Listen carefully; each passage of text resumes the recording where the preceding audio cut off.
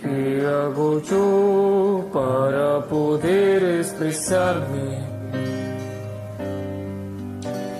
Se invadió la codicia que nos consume. El porvenir fuera está en mis manos. El tiempo va, él ni un minuto concede. ¿Qué hago yo si no digo lo que quiere? Se invadió aquel miedo que nos destruye.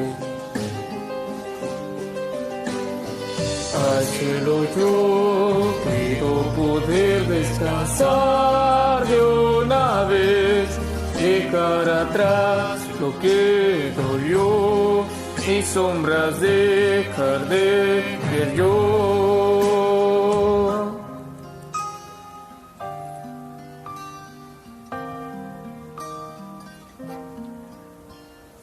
El amor es un pecado tan cruel que me arde en lo más profundo calando mi ser.